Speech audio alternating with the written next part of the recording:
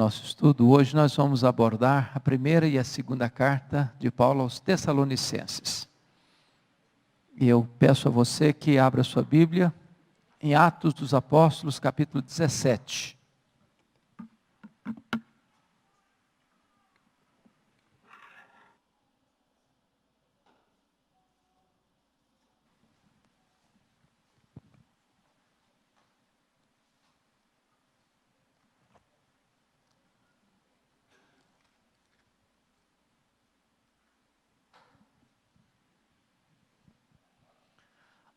Atos dos Apóstolos, capítulo 17, é o relato de como essa igreja foi fundada. Então, nós vamos começar lendo esse texto, versos de 1 a 9.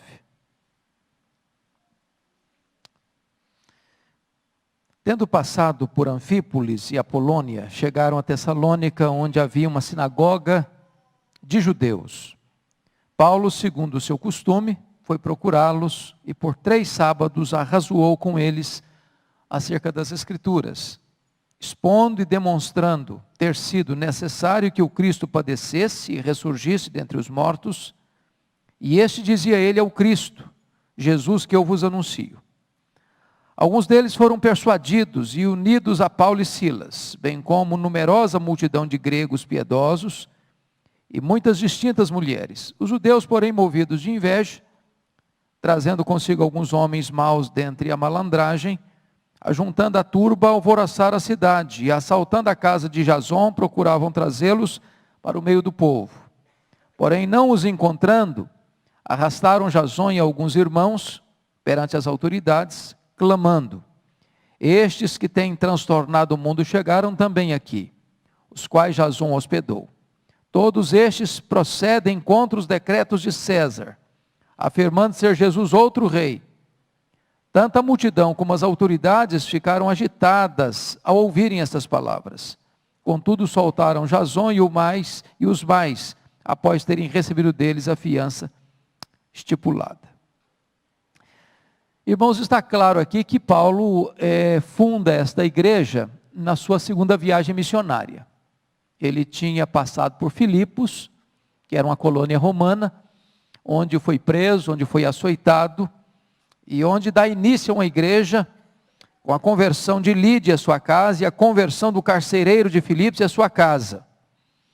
E dali, então, ele sai para essa cidade de Tessalônica, mas notem vocês que ele passa batido por Anfípolis e Apolônia. Eram cidades não tão importantes quanto a cidade de Tessalônica, e Paulo, por ter pressa e por ter estratégias missionárias muito claras, ele pensava que fixando-se em cidades maiores ou estratégicas, a probabilidade do evangelho crescer e se irradiar a partir dali era maior. Tessalônica era uma cidade na época de mais de 200 mil habitantes, era a capital da província da Macedônia. Então era uma cidade que era uma espécie de encruzilhada entre o Oriente e o Ocidente, uma cidade estratégica para o crescimento do evangelho. E Paulo, ao chegar nessa cidade, ele busca uma ponte de contato. Sempre você vai encontrar isso nas viagens de Paulo, uma sinagoga. Onde tinha sinagoga, ele chegava, porque os judeus já estudavam a lei, já tinham conhecimento do Antigo Testamento, e o papel dele era fazer essa conexão, que as profecias, o Messias que eles esperavam, havia chegado em Jesus de Nazaré. Então ele usava as sinagogas como cabeça de ponte para a evangelização. Agora, chama a sua atenção, no verso 2, a maneira como ele trabalha. Veja que ele ficou ali 3 sábados, chegou a ser um mês, apenas 3 sábados, e os verbos que você vai usar aí, vai encontrar aí, arrazoar, verso 2, expor, verso 3, e demonstrar, no verso 3. O que é que você está entendendo? É que ele está apelando não à emoção, mas ele está apelando à razão, ao entendimento. Ele está arrazoando, ele está expondo e ele está demonstrando. Qual é a essência da mensagem que ele pregou nesses 3 sábados na sinagoga? O que é que ele demonstra aí? Ter sido o quê? necessário. O sofrimento de Cristo, o padecimento de Cristo, a morte de Cristo, o Calvário, não foi um acidente. Não foi porque Roma prevaleceu. Não foi porque Judas traiu, porque Pilatos entregou. Não, era necessário que o Cristo padecesse. Então o sofrimento de Cristo é um sofrimento que foi profetizado. E que ele ressuscitasse dentre os mortos. E ele vai afirmar então, fazendo algo maravilhoso aí, a conexão entre o Cristo da profecia e o Jesus histórico. O Messias, o Cristo, que tinha que padecer, tinha que ressuscitar, nada mais é, nada menos é do que o Jesus histórico. Essa era a questão que os judeus não entendiam. Eles aguardavam o Messias, eles esperavam o Messias, como esperam até hoje. E Paulo está afirmando que esse Messias que eles esperavam é Jesus. É Jesus. É o Jesus que eu vos anuncio. Agora no verso 4 você vai ver o resultado disso. Você pode ler o 4 comigo? Vamos juntos? Alguns deles foram persuadidos e unidos a Paulo e Silas. Não, vamos parar um pouquinho aqui. Alguns deles quem? Os judeus. Que frequentavam o quê? Sinagoga. Quanto tempo Paulo falou lá? 3 sábados. E aí você vai ver a desproporção entre judeus e gentios. Apenas alguns judeus foram persuadidos. Mas olha aí o verso 4. Bem como, vamos juntos agora? Numerosa multidão de gregos piedosos e muitas distintas mulheres. Por que está escrito aí gregos piedosos? Os gregos piedosos, os gentios, porque essa é uma região grega. Essa é uma região grega. Eram prosélitos. O que eram os prosélitos? Eram os gentios, no caso aqui os gregos, que frequentavam a sinagoga judaica, que já acreditavam na lei judaica, que estavam já dentro dessa linha de estudo do Velho Testamento. E ele fala aí de uma numerosa multidão e muitas distintas mulheres. Dá-nos a impressão que eram mulheres da classe mais alta da sociedade, não é isso? E agora a conversão, como que em massa dos gregos, produz o quê? Um sentimento de inveja nos judeus. É o que diz no versículo 5. E quando a pessoa é movida de inveja, ela adota métodos nada, vamos usar uma palavra bem brasileira, nada republicanos, né? Para perseguir. E aí eles contratam gente da malandragem para fazer um tumulto, juntando a turba, alvoroçaram a cidade. E de que maneira eles alvoroçam a cidade?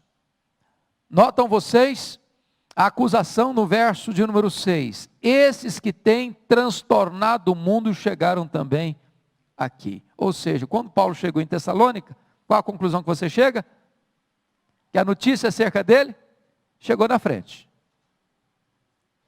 Esse é um missionário que quando ele chega, todo mundo já sabe que esse homem não é comum. Esse homem tem algo especial. E eu não posso entender, irmãos, como alguém numa cidade de 200 mil habitantes, sem os recursos da comunicação moderna que temos, em apenas 3 sábados, planta uma igreja. Uma igreja que vai se tornar modelo. E deixa para trás uma multidão de gente convertida. E notem vocês a acusação que foi feita contra eles. Versículo 7. Você pode ler comigo? Os quais Jasão hospedou. Todos estes procedem contra os decretos de César, afirmando ser Jesus outro rei. A acusação é falsa ou verdadeira? Hã? A acusação é falsa ou verdadeira? Se a acusação é falsa. A acusação é falsa. Paulo nunca pregou contra os decretos de César. Ele não militava nesse campo. E nem estava afirmando que Jesus era outro rei, no sentido de concorrer com César. Então a acusação deles tem um cunho político. E a cidade se alvoroça exatamente por isso. Por quê? Porque Roma não tolerava insurreição. Roma não tolerava motim. Roma não tolerava a ideia de alguém fazer uma revolução e levantar um outro concorrente para César. Isso era esmagado com mão de ferro. E, portanto, essa acusação tinha uma ameaça à estabilidade política da cidade, à paz da cidade, porque se isso prevalecesse, eles estariam numa situação muito complicada. E aí você nota no verso 8, tanto a multidão como as autoridades ficaram agitadas ao ouvirem tais palavras. Ou seja, é claro, uma ameaça dessa, uma acusação dessa, poderia trazer transtornos grandes, enormes para eles, do ponto de vista de ser a capital de uma colônia romana. Muito bem. Dito isso, então, agora nós vamos para a carta.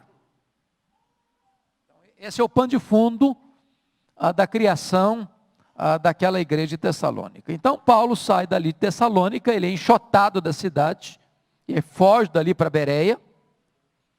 Em Bereia, ele encontra um grupo de crentes muito nobres, porque examinavam o que ele pregava, deixa para trás uma igreja, também é escorraçado, e ele foge dali para Atenas. E vocês conhecem a história de Atenas, de como Paulo chegou em Atenas, no Areópago, como foi o seu sermão. E dali ele vai para Corinto. E ele vai se fixar em Corinto, que era a capital da Acaia, da província da Acaia, 1 ano e meio. E é de Corinto que ele escreve essa primeira e essa segunda carta aos Tessalonicenses. Então nós vamos dar uma olhadinha agora nas epístolas. Vá lá comigo para 1 Tessalonicenses.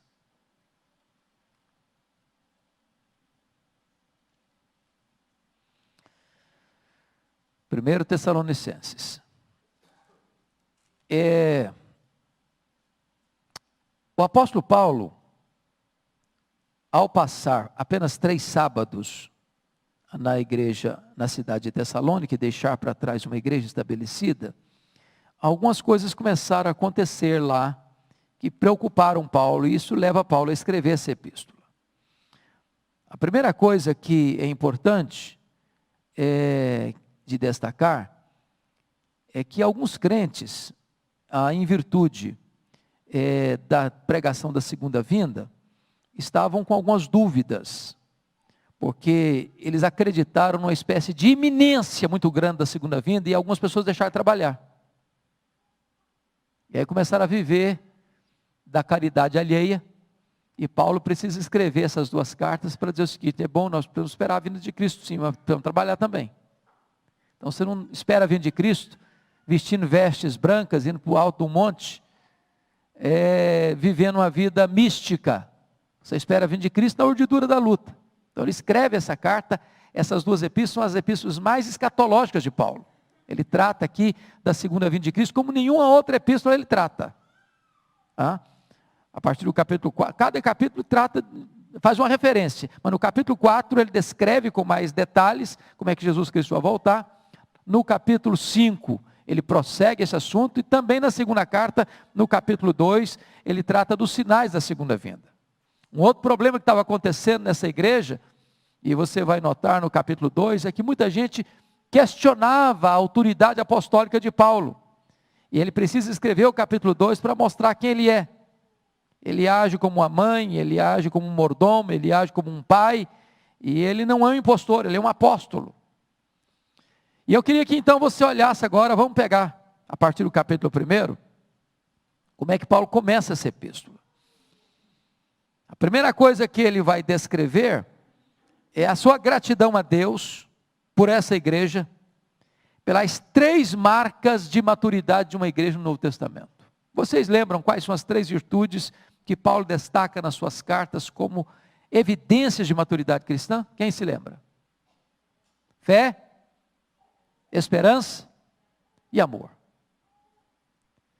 Se você ler as epístolas de Paulo para as igrejas, você vai notar que ele destaca essas virtudes. Aliás, a única igreja que ele não destaca essas virtudes, a igreja de Corinto, que não era uma igreja madura, né? Mas nota aí o versículo 1, capítulo 1, versículo 1. Vamos juntos? Recordando-nos, vamos juntos? Recordando-nos, vocês não estão comigo? 1 Tessalonicenses, capítulo 1, versículo 3. Eu estou falando de quê? Eu falei o quê? Ah, falei um, mas quando eu falo um, vocês entendam um 3, por favor, gente. Entendam um 3. Vamos lá. 1:3. Recordando-nos diante do nosso Deus e Pai, da operosidade da vossa fé, da abnegação do vosso amor e da firmeza da vossa esperança, em nosso Senhor Jesus Cristo. Então notem vocês que ele está lembrando e dando graças por essas marcas da igreja. Mas sabe o que eu acho interessante? É que quando um crente é maduro, evidencia na maturidade a sua eleição. É o que diz no versículo 4. Às vezes as pessoas têm tanta dificuldade com a doutrina da eleição, está eleito, não está eleito, se está salvo, não está salvo, está seguro, não está seguro. Você mostra a segurança de alguém, ou a eleição de alguém, pela vida que ele leva. A maturidade espiritual dele é a evidência da eleição dele. Mas notem comigo como é que este evangelho chegou lá. Por que produziu tanto impacto? Em apenas 3 sábados, uma multidão de convertidos. O verso 5 descreve isso de uma maneira magnífica. Você pode ler o 5? Porque o nosso evangelho não chegou até vós, tão somente em palavra, mas sobretudo em poder, no Espírito Santo e em plena convicção, assim como sabeis ter sido o nosso procedimento entre vós e por amor de vós. Então, ali aconteceu um avivamento, irmãos. Não foi apenas uma pregação, e você nota lá que ele apelou, não foi para emoção não, ele apelou, ele arrazoou, ele discorreu, ele expôs, uma mensagem de cabeça para cabeça, mas que alcança o coração. Por quê? Porque esta obra não foi feita com inteligência apenas, mas no poder do Espírito Santo.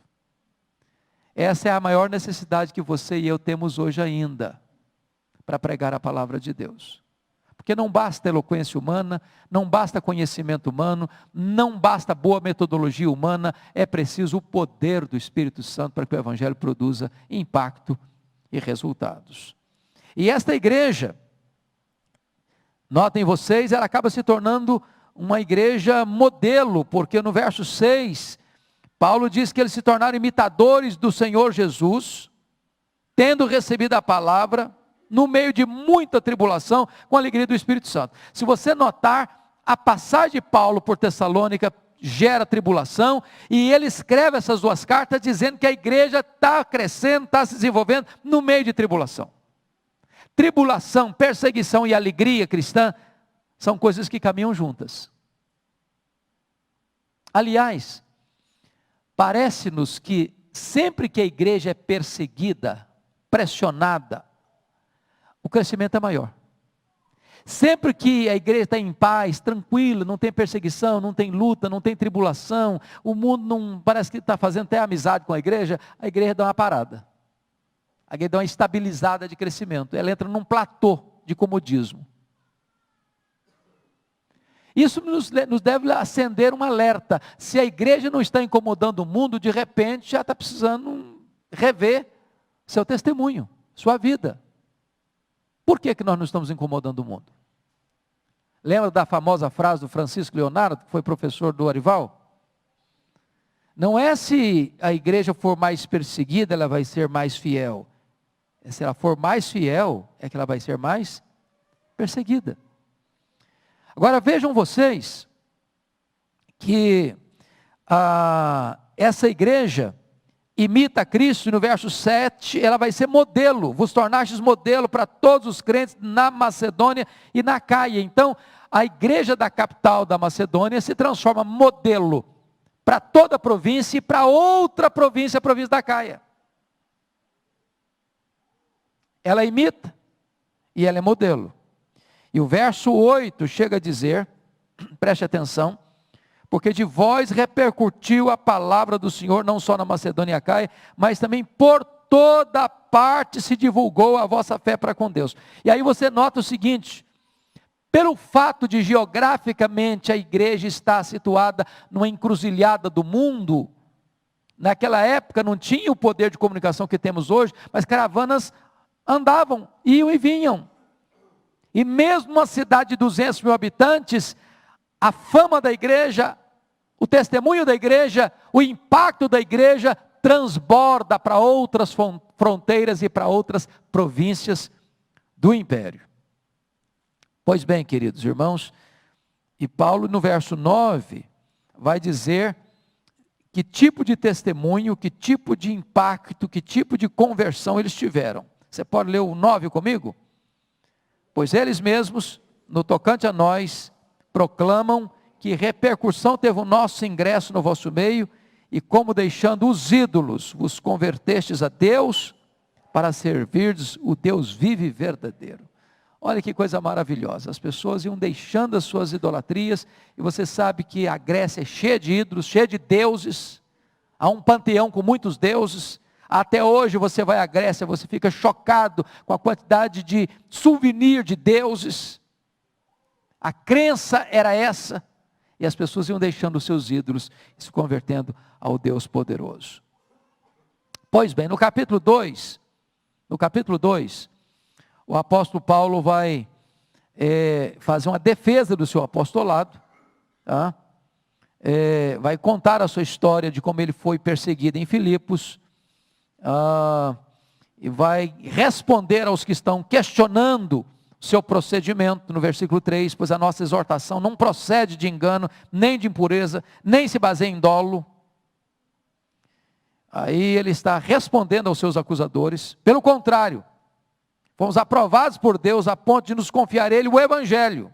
Assim falamos não para agradarmos a homens, e sim a Deus, que prova o nosso coração. Aliás, no verso 5 ele chega a dizer, a verdade é que nunca usamos de linguagem de bajulação, como sabeis, nem com intuitos gananciosos, Deus disse a testemunha. Tinha gente acusando Paulo de ser um bajulador, de estar atrás do dinheiro do povo, de ter ganância, de não ter propósitos puros, de não ter intenção santa. Eles estão minando a autoridade dele. E aqui no capítulo 2 ele está fazendo uma defesa do seu apostolado. E nessa defesa, duas figuras eu gostaria de chamar a sua atenção. Primeira figura de mãe.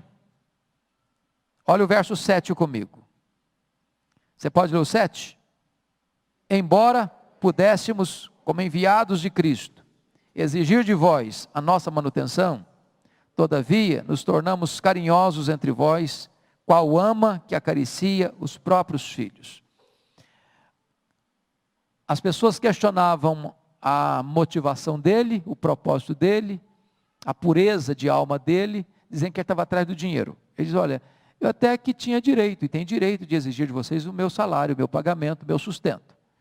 Mas eu não fiz isso, para não criar uma barreira. Aliás, eu tratei vocês como uma ama, uma mãe, acaricie os seus filhos.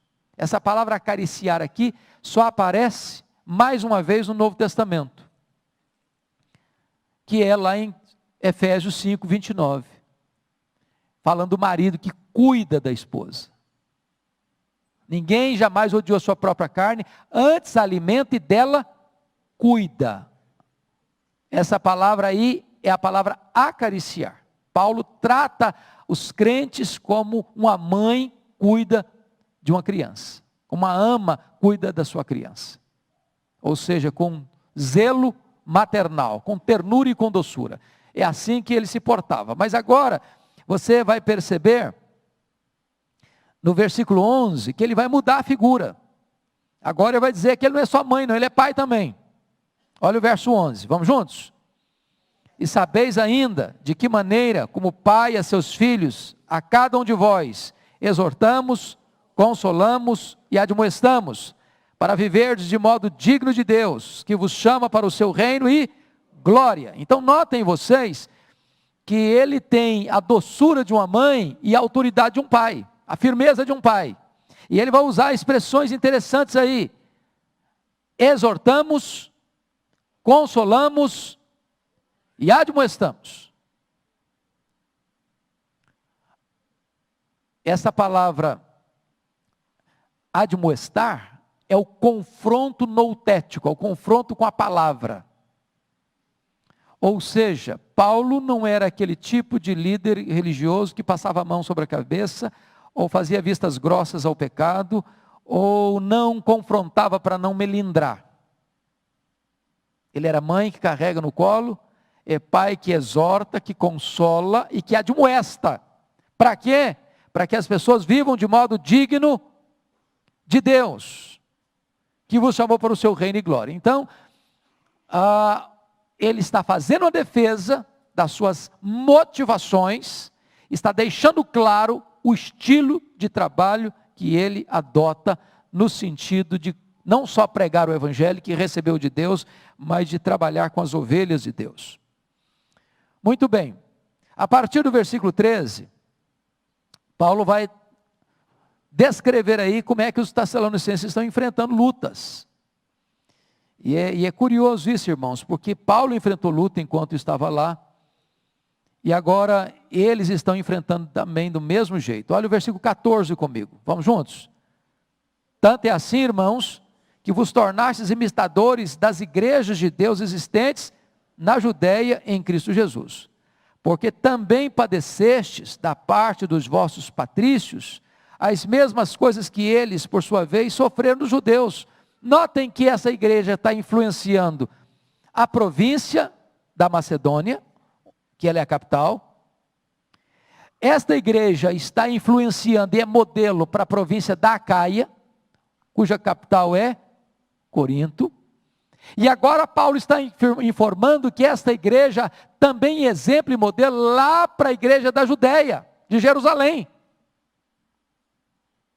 Porque assim como a igreja de Jerusalém também enfrentou perseguição dos judeus, lutas, os apóstolos sendo presos, açoitados, intimidados, crentes sendo mortos, como Estevão foi apedrejado, também essa igreja está padecendo, está sofrendo perseguição dos judeus. E aí, no versículo 15, ele diz que a igreja da Judéia sofreu da mão dos judeus, os quais não somente mataram o Senhor Jesus e os profetas, como também nos perseguiram e não agradam a Deus e são adversários de todos os homens, a ponto de nos impedirem de falar aos gentios, para que esses sejam salvos. Então notem vocês que Paulo está de certa forma dizendo que essa igreja é modelo para a sua região, para a macro região e para fora das fronteiras daquela província. E agora, a partir do verso 17 ao 20, Paulo ora por eles. E diz aí no verso 18 uma coisa curiosíssima, viu, Orival? Que eu não sei se você já expôs isso. Mas olha o que ele diz. Você pode ler o 18 comigo? Por isso, quisemos ir até vós, pelo menos eu, Paulo, não somente uma vez, mas duas, contudo Satanás nos barrou o caminho. Complicado, hein? Satanás impedindo a obra. Nós precisamos ter essa perspectiva, irmãos. Nós não somos daqueles místicos que veem o diabo em tudo. Mas nós não somos também daqueles céticos que não veem o diabo em nada. Nós precisamos entender que Satanás é um opositor da igreja de Deus, da obra de Deus, do avanço missionário. E quando você lê relatos missionários, você vê isso com muita eloquência, com muita clareza. Como Satanás tenta perseguir, usando meios, pessoas, formas, estratégias, estratagemas, ciladas, para impedir o avanço da obra. Paulo não descreve aqui o que foi, mas ele deixa claro aqui que a obra missionária, o crescimento da igreja, o avanço da igreja, é uma batalha espiritual. Nós estamos lutando contra forças espirituais do mal. Nós precisamos de armas espirituais, não carnais. Para quê? Para anular sofismas e destruir fortalezas. E entender isso é fundamental no avanço da igreja de Deus. Pois bem, queridos irmãos, a partir então no capítulo 3, Paulo vai enviar Timóteo. Timóteo traz boas notícias para Paulo, deixa Paulo um pouco mais animado, e Paulo então ora pelos tessalonicenses. Mas eu queria entrar no capítulo 4, para dizer para vocês que Paulo está enfrentando um outro problema seríssimo na igreja. Quando ele sai de lá, escreve de Corinto, ele tem notícias de que Alguns daqueles irmãos estavam voltando para práticas nada santas, como cristãos que eram, na área sexual. E ele aqui vai tratar de uma maneira muito solene, muito séria, sobre essa questão. Olha, por favor, o que ele vai escrever aí, no capítulo 4, versículos de 1 a 3. Você pode ir comigo? Finalmente, irmãos, nós os rogamos e exortamos no Senhor Jesus, que como de nós recebestes, quanto à maneira por que deveis viver e agradar a Deus, e efetivamente estáis fazendo, continueis progredindo cada vez mais, porque estáis inteirados de quantas instruções vos demos da parte do Senhor Jesus, pois esta é a vontade de Deus, a vossa santificação, que vos abstenhais da prostituição. Eu fico impressionado do seguinte, o Paulo passou lá 3 sábados, e ele recorda quanta coisa ensinou, quanta coisa ensinou, dá a pensar que ele foi pastor da igreja 10 anos, tem hora que dá uma espécie de frustração, porque às vezes a gente prega 1 ano, 2 anos, 5 anos, 10 anos, quando você dá uma checada, parece que você não falou nada, a pessoa não escutou nada, não entendeu nada, e Paulo passa 3 sábados, e ele está puxando o fio da memória do povo, olha, vocês estão lembrados que eu falei, que eu exortei, que tal, e tal, e tal, e tal, e tal, e trazendo a memória do povo, o que ele ensinou. E aí ele vai trabalhar a questão do verso 3, porque esta é a vontade de Deus, a vossa santificação, e ele vai entrar num campo específico, que vos abstenhais da prostituição.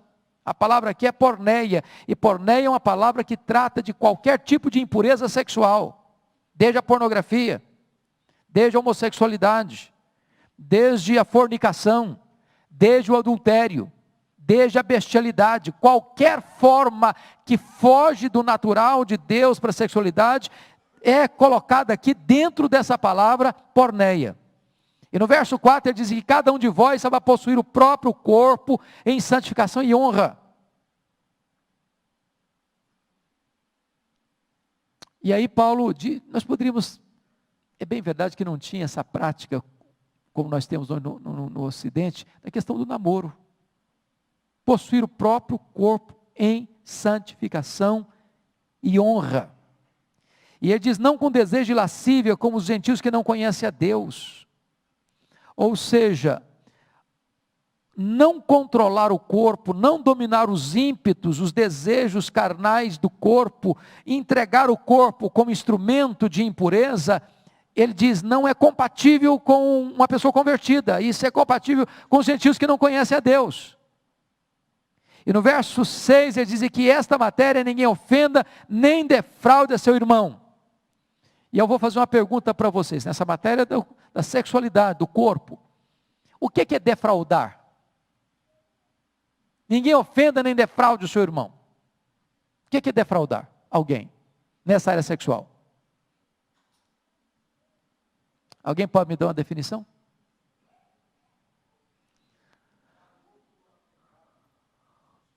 Oi? Não entendi. Ok, despertar no outro um desejo.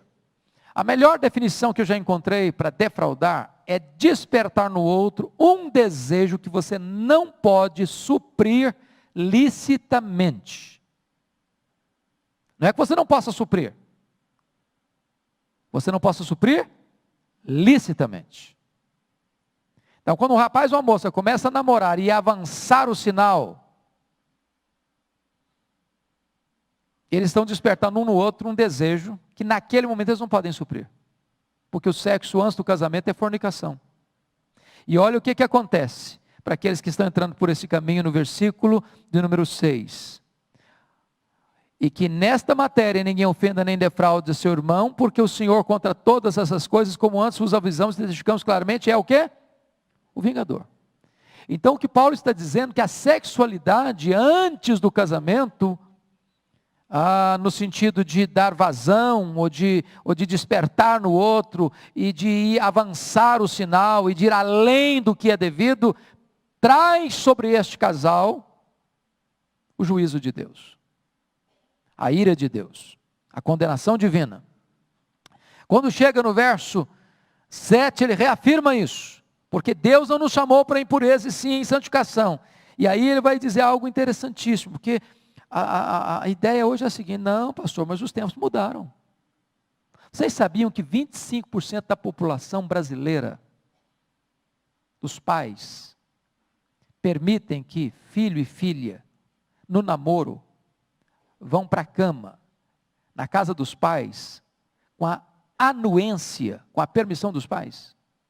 25% da população brasileira já tem esse comportamento.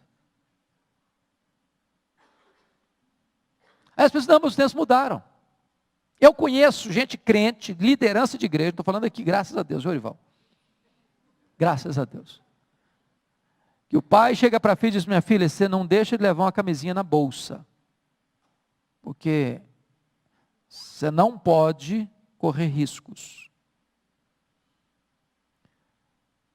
Olha, o problema aí, a pessoa está dizendo o seguinte: ter sexo não é problema. O problema é contrair uma doença. O problema é uma gravidez indesejada. Mas não é o que a Bíblia está dizendo. Não é o que a Bíblia está dizendo. A pessoa tenta evitar a consequência estimulando a causa, é o que o governo faz. Já viu as propagandas do governo de prevenção contra as doenças sexualmente transmissíveis na época do carnaval? Todas elas promovem a causa, querendo evitar a consequência. E o apóstolo Paulo vai dizer aqui, olhe comigo no verso de número 8, que aqueles que rejeitam essa instrução, dizem: não, os tempos mudaram, agora é tudo diferente, agora tudo pode, agora não tem problema. Olha o verso 8, vamos ler o 8 juntos. Dessarte, quem rejeita essas coisas, não rejeita o homem, e sim a Deus, que também vos dá o seu Espírito Santo. Então, o padrão de santidade na área sexual é uma orientação divina. E rejeitar isso não é rejeitar o pastor da igreja, não é rejeitar o professor de escola dominical, não é rejeitar o presbítero da igreja, o diácono da igreja, a orientação espiritual e moral da igreja, é rejeitar o próprio Deus. Agora você diz: não, mas não dá para aguentar. No mundo de hoje é impossível. Aí Paulo diz: ele deu o Espírito Santo. E o Espírito Santo é quem nos capacita para vivermos uma vida de santidade. Pois bem, a partir do versículo 9, no capítulo 4, Paulo vai tratar de um outro problema que estava acontecendo na igreja, que é a questão do amor fraternal. E ele diz aí, no tocante ao amor fraternal, não há nem necessidade que eu vos escreva, porquanto vós mesmo estáis por Deus instruídos que deveis amar uns aos outros. Então, eu fico imaginando que Paulo, 3 sábados, ele ensinou muita coisa. Vamos aprender esse negócio, Oriol. Assim, ensino condensado. Eu acho que ele deve ter ficado a noite toda ensinando, porque não é possível. E na verdade, estáis praticando isso mesmo, para com todos os irmãos em toda a Macedônia. Aí ele diz o seguinte: olha gente, mas eu estou elogiando vocês, não é para vocês se acomodarem não. Verso 10, contudo vos exortamos, irmãos, a progredirdes cada vez mais. Então a igreja, enquanto não chegar na glória, tem que crescer. Tá bom, mas pode melhorar. Precisa melhorar. Tem comunhão? Tem, mas pode melhorar. E aí, o versículo 11, ele dizia: diligenciardes por viver tranquilamente, cuidar do que é vosso e trabalhar com as próprias mãos, como vos ordenamos. Porque tinha gente lá, esperando a segunda vinda de Cristo, que estava molezando. E Paulo diz o seguinte: na igreja não é lugar de malandro não. A igreja é uma comunidade que serve o próximo. Se tem alguém da comunidade passando necessidade, vamos socorrer, vamos ajudar. Mas nenhum membro da igreja pode fazer corpo mole, para viver às custas da bondade e misericórdia do povo. Agora chega no capítulo 13, versículo 13, Paulo vai responder um problema seríssimo, porque a cidade de Tessalônica era uma cidade, o que mesmo? Cidade grega, certo? Capital da Macedônia. E os gregos tinham um problema seríssimo. Os gregos não acreditavam em ressurreição do corpo. Os gregos acreditavam em quê? Na imortalidade da alma, mas não na ressurreição do corpo. Logo, eles estavam com uma crise, porque isso era um princípio filosófico dos gregos. Agora, esses gregos que foram criados nessa filosofia, são convertidos ao cristianismo. A influência da filosofia na teologia levou alguns crentes a pensar o seguinte: e agora, quando um crente morre, o que acontece? Tem prejuízo. E aí Paulo escreve esse texto para corrigir o problema da influência da filosofia grega na teologia deles. Veja comigo o verso 13. Não queremos, porém, irmãos, que sejais ignorantes com respeito aos que dormem. Quem são os que dormem aqui? Os que morrem. Para não vos entristecerdes como os demais que não têm esperança. Ou seja, você agora é crente, você não pode pensar como pensavam as pessoas antes de ser crente, não. O mundo pensa de uma maneira. Eles não têm esperança. Eles não acreditam em ressurreição. Mas vocês têm esperança. E aí ele vai tratar de algumas coisas importantes. Primeiro é o seguinte. Veja você comigo. Como é que é o negócio dos mortos? Ele não precisa especular. Eu tenho uma palavra revelada de Deus. Versículo 15. Ora, ainda vos declaramos por palavra do Senhor isto. Ou seja, eu não estou aqui dando uma opinião minha, eu não estou aqui cogitando o pensamento da época, eu não estou aqui citando um rabino importante da história, eu estou aqui trazendo para vocês a própria revelação de Deus. Primeira coisa que vai acontecer, quando Jesus voltar, é que os mortos vão ressuscitar. Ressuscitar como? Olha comigo o versículo 16. Porquanto o Senhor mesmo, dada a sua palavra de ordem, ouvida a voz do arcanjo, ressoada a trombeta de Deus, descerá dos céus, e o que acontece? Os mortos em Cristo ressuscitam primeiro. Por que ele está dizendo isso? Porque ele está aqui dizendo o seguinte: as pessoas que estavam morrendo lá, os parentes estavam ficando tristes, meu Deus, que derrota, que fracasso. E aí a pergunta é a seguinte: é fracasso mesmo? Não, não é fracasso. Por quê? Porque quando Jesus vier, a trombeta soar, a voz do arcanjo for ouvida, ele descer em glória, os mortos em Cristo restarão primeiro. Mas primeiro em relação a quem? A quem? Aos outros mortos? Não, aos vivos.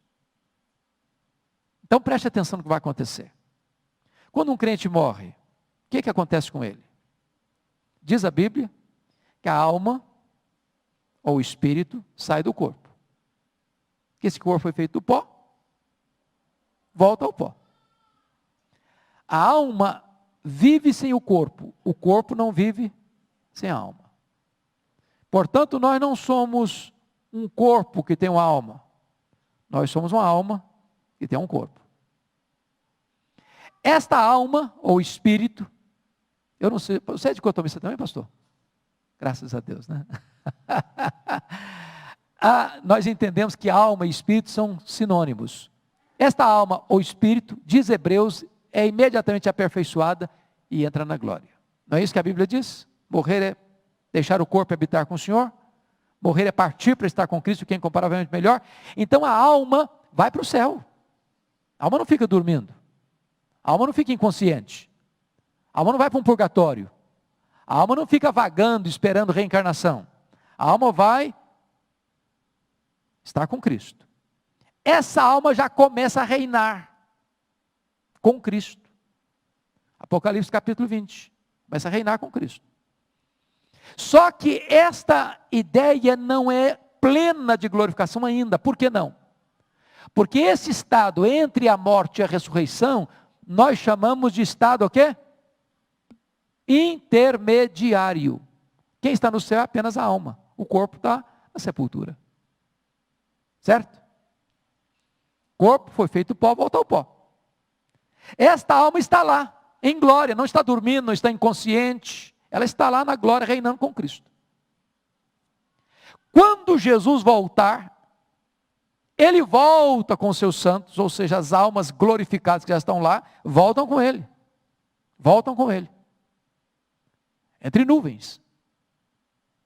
E agora, antes dos vivos que estiverem na vinda de Cristo, serem transformadas e arrebatadas, primeiro os mortos ressuscitam. Ou seja, já estudou a palavra, ou seja, não há nenhuma desvantagem para quem morre. A desvantagem para nós que ficamos aqui chorando, com saudade, aí assim, é complicado para nós. Não é verdade? Quem já enterrou um ente querido sabe como dói. Para nós é difícil, mas para quem vai não. Para quem vai é lucro. Porque já começa a desfrutar do céu antecipadamente. E quando Jesus voltar, antes dos vivos serem transformados, os mortos ressuscitam. Ressuscitam de que maneira? Um corpo imortal, incorruptível, glorioso, poderoso, espiritual, celestial, semelhante ao corpo da glória do Senhor Jesus.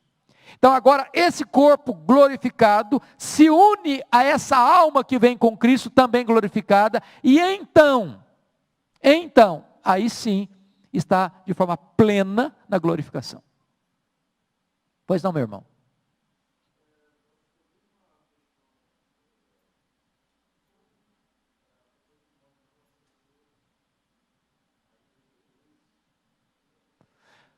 Quando uma pessoa que não aceitou a Cristo ainda morre?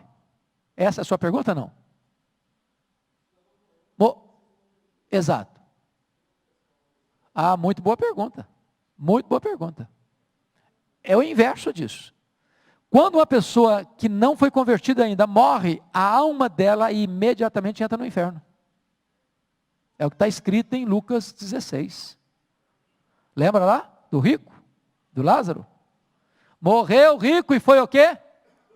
Sepultado. No inferno, estando em tormento. Assim como uma pessoa morre com Cristo e já vai para o céu, a alma dela, uma pessoa que não é crente, não é salva, não é convertida, não nasceu de novo, ela morre e a alma vai direto para o inferno. Começa a sofrer as agruras do inferno. Mas ainda não é um sofrimento pleno. Por que não? Porque o corpo ainda está lá sepultado. Quando Jesus voltar, quem é que vai ressuscitar?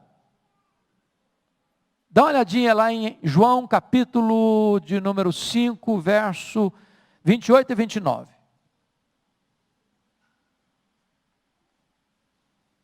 João 5, 28 e 29. O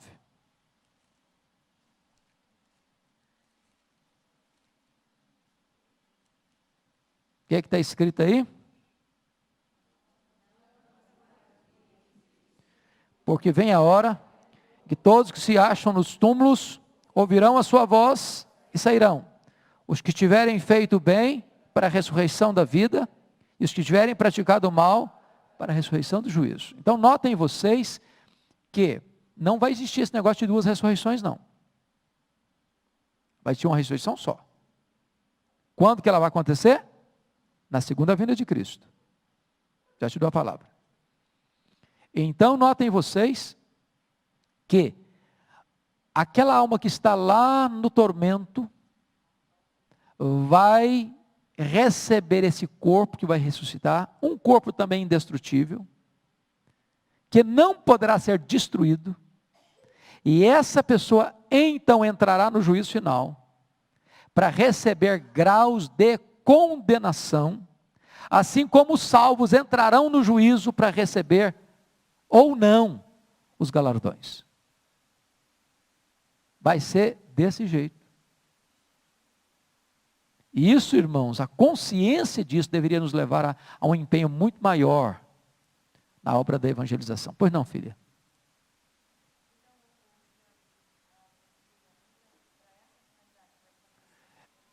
É exatamente o juízo final. O juízo final não é para chegar lá assim, estou salvo ou estou perdido. Não, essa definição já está. Vamos dar uma resposta à luz da Bíblia. Abra lá em João. Evangelho de João, capítulo 3.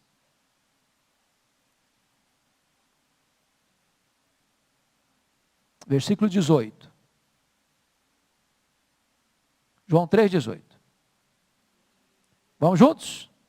Quem nele crê, não é julgado. O que não crê, já está julgado.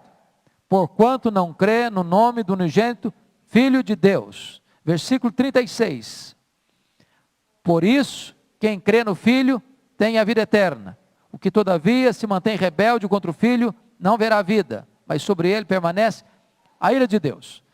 Então o juízo final não é para, será que eu estou salvo, será que eu estou perdido? Não. A Bíblia diz que naquele dia os livros serão abertos, os homens serão julgados segundo o que estiver escrito nos livros, e pelos livros ninguém poderá ser salvo, porque pelas obras é impossível alguém ser salvo. Por isso outro livro será aberto, o livro da vida do Cordeiro. Se alguém não foi encontrado no livro da vida do Cordeiro, esse vai ser lançado no lago de fogo. Então, o ímpio vai entrar lá para receber graus de condenação. Os salvos vão entrar lá para receber galardões. Pois bem, queridos, o apóstolo Paulo, então, depois de tratar dessa questão da segunda vinda, da ressurreição, voltando agora para Tessalonicenses, irmãos, por favor.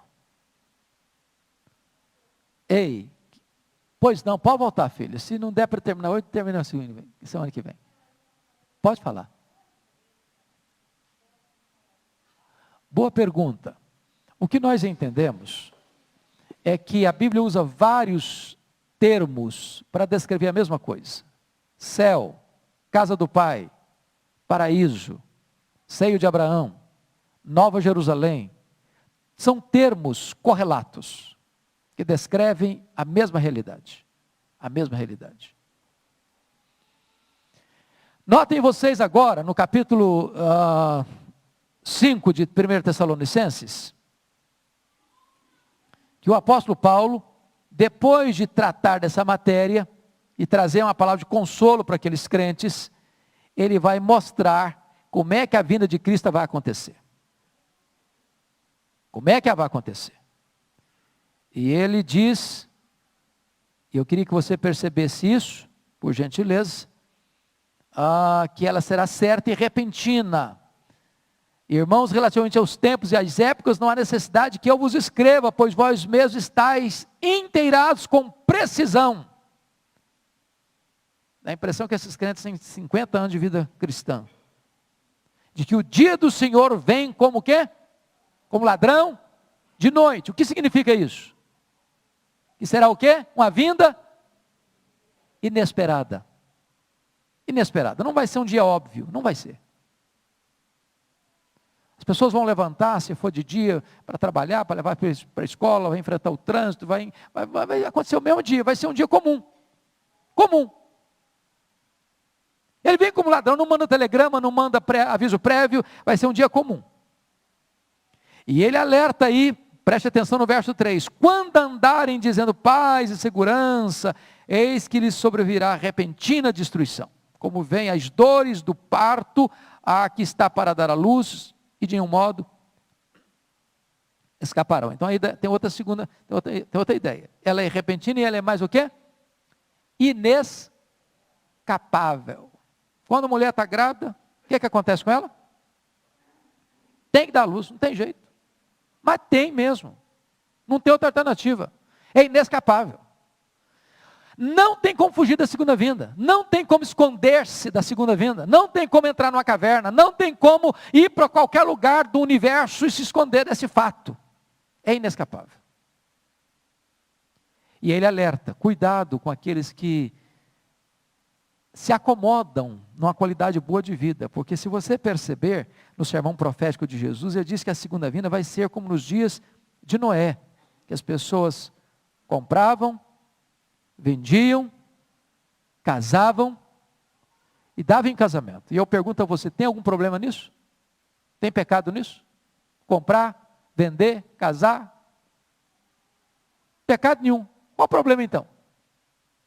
O problema é quando o homem vive a vida dele sem escândalo, sem pecado, uma vida boa, normal, progredindo, crescendo, casando, procriando, avançando, mas não leva Deus em conta.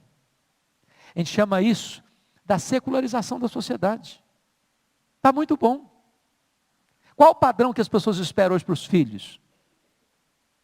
Que se casem, tenham um bom trabalho, tenham um lugar para morar, tenham uma boa qualidade de vida, que crie a sua família, que leve os seus filhos para uma boa educação, que dê um bom nível de vida. E é isso que a gente espera, isso aqui é padrão de vida. Casar, comprar, vender, ter lucro. Mas e Deus, onde entra nessa história? Vai ser assim quando Jesus voltar. Esse aqui é o ponto, as pessoas vão estar cuidando de coisas naturais, normais e boas em si, mas não levando Deus em conta. Agora, a partir do verso 4 do capítulo 5, você vai notar uma coisa interessantíssima. Ele vai dizer que esse dia, embora virá como ladrão, não deveria pegar-nos de surpresa, porque nós somos filhos da luz, e não das trevas. O que significa isso? Significa que o cristão precisa vigiar, significa que o cristão está sempre preparado, e na linguagem de Pedro, ele está aguardando e ele está apressando a vinda. A ideia é que você deva viver na expectativa da vinda. A ideia é que você deva amar a vinda, que você deva desejar a vinda de Cristo, que você deva dizer, Maranata, ora vem, Senhor Jesus. Que você não vai pôr o seu coração aqui, mas você vai aguardar, pensar, buscar as coisas lá do alto. E desejar ardentemente que Ele venha, que Ele volte. Essa é a palavra dele aqui no capítulo 5. Agora, eu chamo a sua atenção para uma das partes para mim mais fantásticas dessa carta, que é o capítulo 5, verso 12 a 22. Ele fala de diversos preceitos aí, irmãos, isso é uma riqueza tão preciosa para nós. E ele diz assim, agora vos rogamos, irmãos, que acateis com apreço os que trabalham entre vós, e os que vos presidem no Senhor e vos admoestam. Que os tenhais com amor em máxima consideração, por causa do trabalho que realizam, vivem em paz uns com os outros. Então a primeira coisa que ele está trabalhando, ele saiu debaixo de perseguição, ele saiu e as pessoas questionaram o apostolado dele, ele mandou Timóteo para lá, para ver como é que estavam as coisas, tinha obreiros certamente a essas alturas, e o seguinte, olha, façam com que as pessoas que trabalham, cuidando de vocês, pastoreando vocês, velando pela alma de vocês, não façam esse trabalho gemendo. Acatem essas pessoas, acolham essas pessoas, tenham essas pessoas em máxima consideração. Porque uma coisa é fazer a obra de Deus gemendo, outra coisa é fazer a obra de Deus com o coração leve. E ele não está falando aí que o mundo vai deixar de perseguir, não, o mundo vai perseguir sempre. Mas pior que a perseguição de fora é o fogo amigo de dentro. Pior do que o ataque de fora é quando internamente a igreja perde a alegria, perde a comunhão, perde a leveza, perde a bênção de viver de uma maneira gostosa de comunhão, de fraternidade cristã. No versículo 14, ele faz outra exortação interessantíssima. Exortamo-vos também, irmãos, a que admoesteis os insubmissos, consoleis os desanimados, ampareis os fracos e sejais longânimos para com todos. Agora vejam vocês, que ele não está falando agora de como você cuida do seu líder. Agora está dizendo para a igreja como é que vocês cuidam uns dos outros. E na igreja, num dado momento vai surgir alguém insubmisso. Que não vai querer andar de acordo com as normas, com os preceitos. E aí diz o seguinte, vá lá e admoesta essa pessoa. Não é só o pastor, não, vocês irmãos, admoesta essa pessoa. Admoestar é confronto verbal, é o noutético. Quando alguém fica fraco, vai lá e ampara, não esmaga não, ampara. Agora em relação a todos os outros, sejam o quê? Longânimos. O que é longânimo? Ânimo longo, ânimo espichado ao máximo. Então não seja impaciente, seja tolerante com todos os outros irmãos. Quando chega no verso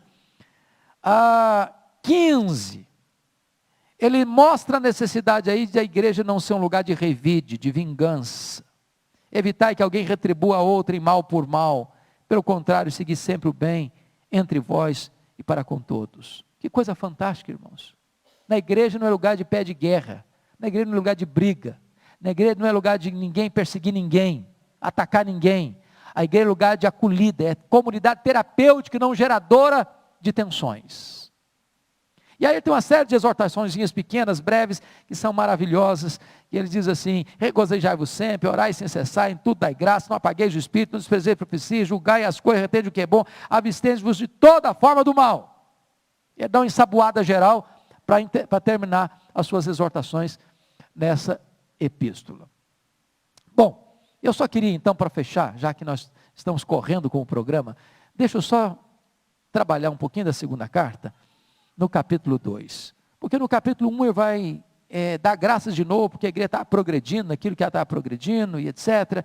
Mas quando chega no capítulo 2, ele volta a tratar da segunda vinda de Cristo e entra com um assunto novo, que é a questão do anticristo, que aqui ele chama do homem da iniquidade, o iníquo.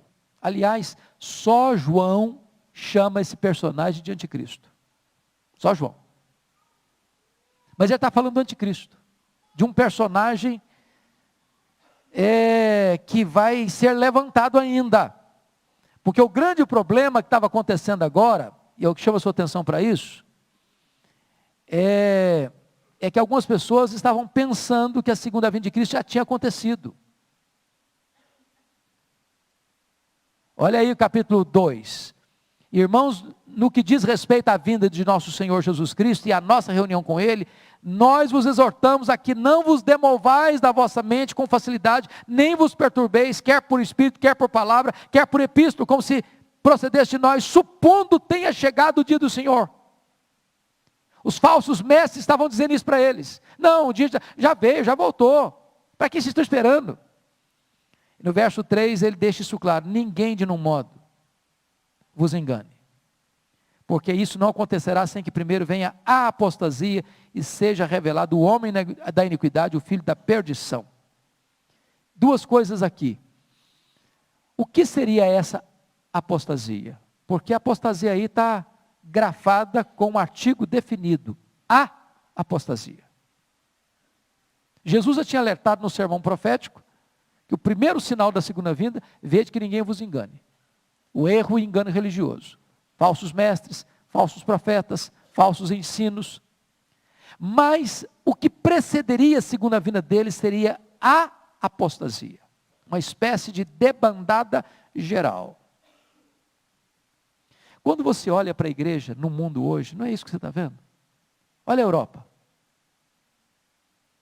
olha a América do Norte, olha o Brasil.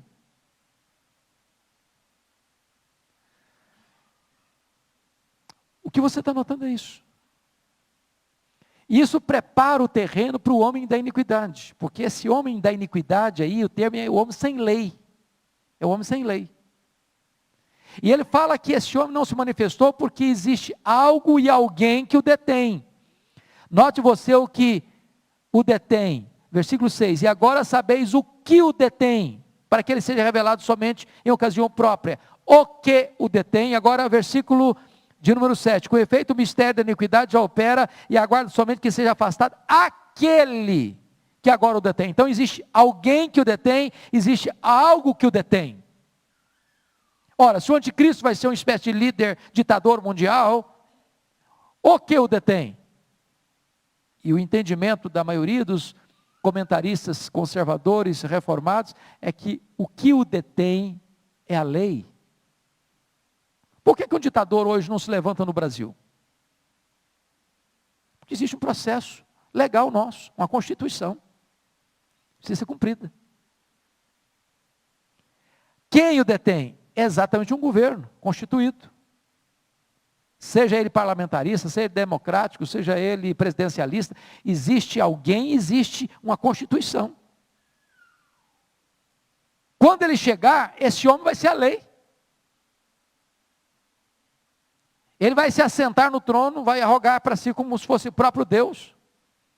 E se você ler Apocalipse capítulo 13, todas as nações da terra vão reverenciá-lo, vão adorá-lo, exceto aqueles que têm o selo de Deus.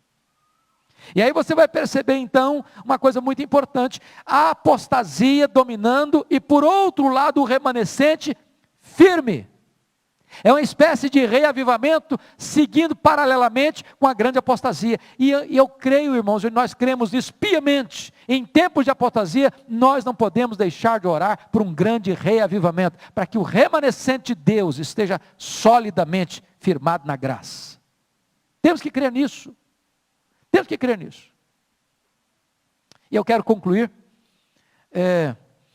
dizendo para você que o anticristo, ele vai se levantar, conforme aí o versículo 8,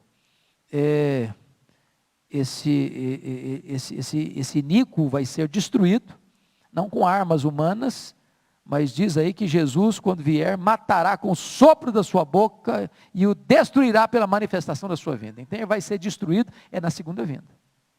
É quando Jesus voltar.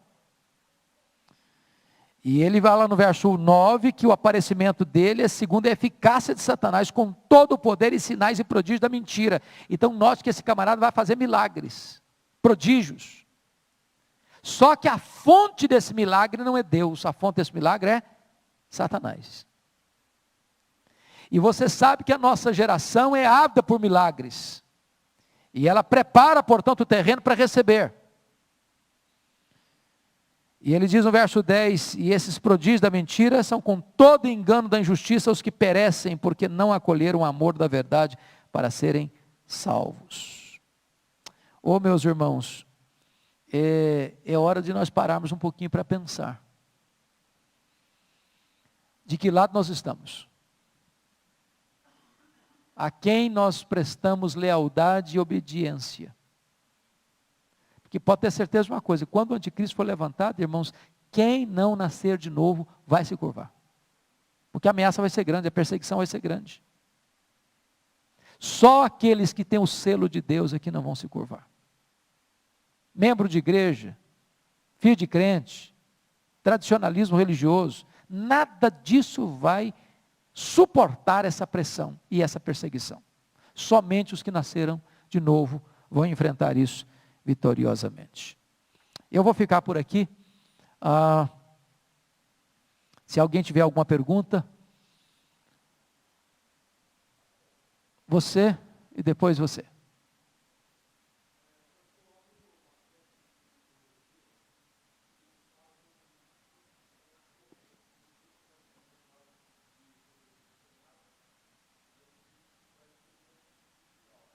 Certo. Existem duas correntes sobre isso, o que nós chamamos de tricotomia e dicotomia. 5:23. Esse é o versículo mais usado pelos tricotômicos, porque aí Paulo fala de corpo, alma e espírito. Isso, alma e espírito. O ponto básico, irmã, é quando você vai usar todo o Velho Testamento e todo o Novo Testamento para identificar, por exemplo, quando uma pessoa morre. O que é que vai para Deus? É a alma ou o espírito? Para um tricotomista tinha que ser o espírito. Mas a Bíblia fala de alma. Então, você interpreta a Bíblia com a Bíblia. E desta maneira, para entender que espírito é esse elemento espiritual, não poderia ser a alma, teria que ser o espírito, que teria ido. Mas, lá no texto da ressurreição, lá de Eliseu, de Elias, o que volta é a alma, e não o espírito. Apocalipse capítulo 6, o que sobe é a alma. Apocalipse capítulo 20, o que reina com Cristo lá no céu é a alma. Então os dicotômicos entendem que esses termos são correlatos. Embora apareça textos, e dois textos no Novo Testamento, como Hebreus 4:12 e 1 Tessalonicenses 5:23, eles entendem que é uma questão de ênfase dos termos, e não fazendo distinção absoluta dos termos.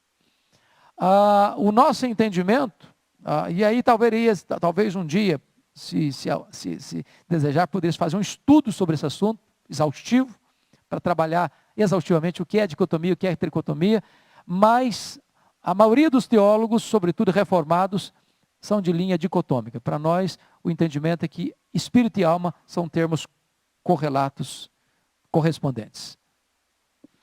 Pois não, filha? Sim, minha alma engrandece o Senhor. Sim. Também ali aparece essa diferença, essa distinção. O ponto básico é quando você trata, por exemplo, desta parte do homem, quando Deus criou o homem, soprou nas suas narinas o fôlego da vida, e ele passou a ser alma vivente. A ideia que os tricotomistas têm é que a alma é a vida, e que o espírito é este elemento divino, que vai habitar com Cristo. Quando você faz uma leitura de ponta a ponta da Bíblia, você vai perceber que esta parte é muito mais chamada de alma do que de espírito. Às vezes aparece, nas tuas mãos entrego o meu espírito, mas na maioria das vezes o termo é alma. Então, a Bíblia não faz distinção desse elemento que vai, e só o espírito, também alma. E é por isso que os teólogos imaginam que alma e espírito são coisas correspondentes. Pois não, irmão? Pastor, ao invés de um tempo sem lei, que nós poderemos ter no futuro, o que nós estamos percebendo é um movimento mundial de mudança do sentido da lei, tornando legal aquilo que era absolutamente ilegal. E aí favorece. Os crentes terão que obedecer aquilo que pela Bíblia lhes está proibido. Por exemplo, a questão do gênero hoje, as leis estão mudando no sentido de que nós somos obrigados, ou seremos obrigados, a aceitar a criação legal desses gêneros novos. E quem não cumprir, por exemplo, na sua empresa, etc., será punido.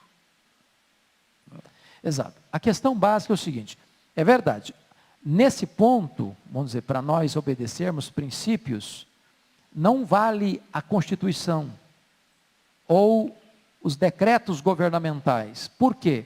Porque como cristão, o cristão precisa estar submisso à lei de Deus acima das constituições humanas. E é nesse sentido que está lá em Atos, que os apóstolos disseram, antes importa obedecer a Deus do que aos homens. Então, se uma lei humana força você a desobedecer a Deus para obedecer aquela lei, cabe ao cristão desobedecer aquela lei e obedecer a Deus, e sofrer as consequências, ou de ser preso, ou de ser punido, ou de ser morto. E é nesse sentido, e você vai perceber lá, que os cristãos, lá em Apocalipse 12, que os cristãos venceram o diabo pela palavra do testemunho e o sangue do cordeiro. O que é a palavra do testemunho? É a disposição de morrer pela sua fé, em vez de apostatar. Eu prefiro morrer do que obedecer esse preceito dessa lei, que está contra a lei de Deus. Essa é a ideia. Agora, de qualquer maneira, o que o detém é que, de fato, por exemplo, uma nação, o Brasil, nós temos uma Constituição. Se um homem hoje, seja ele quem for, quiser ser ditador aqui, ele não vai conseguir na atual conjuntura. Porque existe todo um arranjo legal, jurídico, constitucional, que impede uma pessoa ser isso. Então, o que o detém ainda é essa situação. Só que nós estamos caminhando para um mundo de relativismo. E mais, nós estamos caminhando para um mundo que aspira a alguém que tenha poder para dominar. Arnold Toynbee já dizia isso, o mundo está preparado para receber um novo César, que governe o mundo inteiro. Nosso tempo esgotou, irmã, mas pode terminar e eu vou responder com 1 minuto. Se é errado pedir para o fim ser abreviado? Não, não é errado. Aliás, a Bíblia diz isso, que nós devemos aguardar e apressar. Agora, quando diz aguardar e apressar, não é um pedido complacente, é um pedido de ação. A ideia é de que você vai se engajar na evangelização, na comunicação do Evangelho, porque o Evangelho será pregado em todo mundo, e então virá o fim. Então nós somos coparticipantes dessa agenda divina do fim. Vamos encerrar então, queridos, fazer uma oração, para não passar do horário, para ter um intervalozinho para quem precisar ir ao banheiro, e receber as pessoas que estão chegando para o culto das 11. Senhor Deus, receba a nossa gratidão por estarmos juntos na tua casa, estudando a tua palavra, tratando de coisas tão solenes, tão sublimes, tão urgentes e tão necessárias para a nossa vida. Que a tua graça seja sobre a tua igreja. E sobretudo, meu Deus, que nós estejamos preparados para aquele glorioso dia, quando a trombeta há de soar, quando a voz do arcanjo há de ser ouvida, quando o nosso glorioso Salvador há de aparecer em glória para buscar a sua igreja. Ó Deus, ajuda-nos a viver todo dia em novidade de vida, e a não nos conformarmos com este século, e a andarmos em santidade, em temor e tremor, para que aquele dia não nos apanhe de surpresa, porque somos filhos da luz.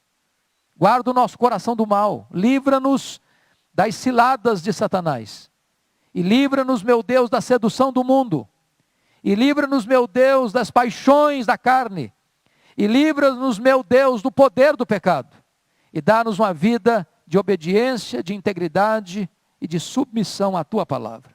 Em nome de Jesus. Amém.